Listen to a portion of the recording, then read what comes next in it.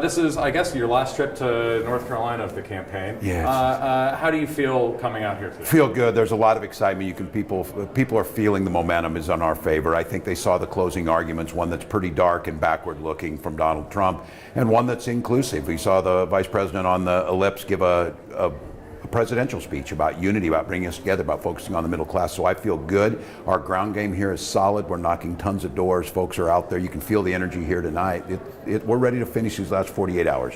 Yeah, when you look at early vote totals and the people who've gone out to early vote, the black vote is falling shorter than where Democrats and states say it needs to be for the vice president to win. Why do you think that is? Yeah, well, I care what happens at the end of the day. And I said, I think there's a lot of things happening inside the vote. There's a lot of movement. We're seeing that in the last few days. And I think it's really focused on Americans are tired of the chaos. They're tired of Donald Trump already, trying to adjudicate a race that hasn't happened, still talking about 2020. I think a lot of folks, you see it out here. I think there's folks who want to be part of that vote on the day of. And we're encouraging people to get out there, find their polling place, allvote.com, get that vote in. Tuesday's the big one. Does it concern you at all that you have razor tight within the margin of error polling in just about every battleground state? Is your economic message getting through to voters? Yeah, no, we expected this would be close the whole way. It's a divided country. I think what you're seeing right now, though, is the message that certainly that women are hearing of Donald Trump continues to just step on the rights of women. I think not focusing on the middle class, having people like Elon Musk out there making a case is not what people want to hear. I don't think it's surprising it would be close, but we're starting to see that margin will start to open. We're seeing the enthusiasm is certainly on our side, and I think it bodes well that we're seeing all of these folks across the country in battleground states that aren't normally trending red, are trending blue, are moving towards us.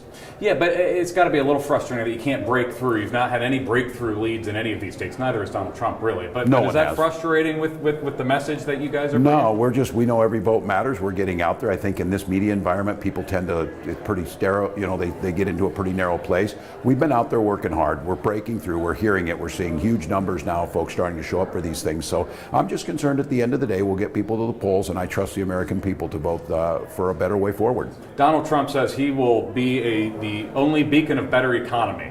You have to vote for Trump if you want to live better. That's resonating with some people. Well, nothing he says is true. It's not true. He lost 2.7 million jobs. We had 10 million people out of work. He botched the pandemic that put us in there. We know that what he'll do is what he did last time. He'll give tax cuts to the wealthy. He'll drive up the debt. He created more debt than any president ever.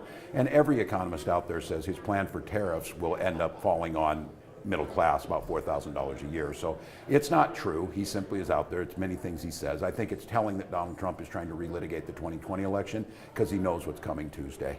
Is there a policy in Minnesota that you think can be replicated if you get to the White House on Tuesday? Yeah, I think meals for kids, Vice President and I have talked about this, or expanding insulin, the $35 insulin. We've expanded to everyone in Minnesota. The Vice President talked about doing that. I think either one of those, breakfast and lunch for all of our kids in schools.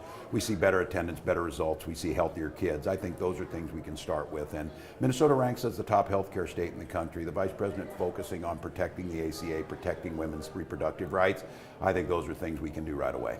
Yeah, so what is the closing message, in your words, to the North Carolina voters here on the eve of the election? Yeah, if you're tired of the chaos of Donald Trump, if you're tired of the anger and the division, and you really want to see a president who brings us back together, someone who's pledged to bring Democrats and Republicans. We've seen it on the campaign trail from the Cheneys to so many mayors that are out there. We see them out in this room tonight.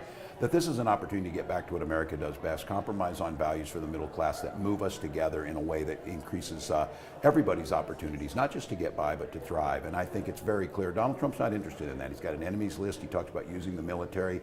You hear these things that are just off the rails.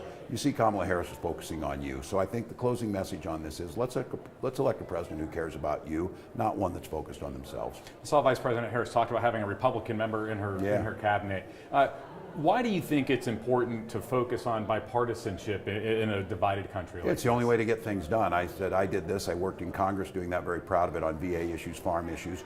Worked in a divided legislature, one of only two in the country my first several years as governor. Look, you can build resounding things. When we pass legislation like Social Security, they come to be they're bipartisan, bring people in. These are very popular proposals that we're putting out. You get buy-in. And I said, Donald Trump is rooting for failure. Donald Trump tells us this country's failing. He tells us all the things that are wrong with this. He never comes up with real solutions. I think it's really important that people believe they're heard on the front end. And folks out there, independents and Republicans, this is not the old Republican Party that Donald Trump's talking about. Kamala Harris is welcoming everybody in. All right, how many of the 7 swing states do you guys win on Tuesday?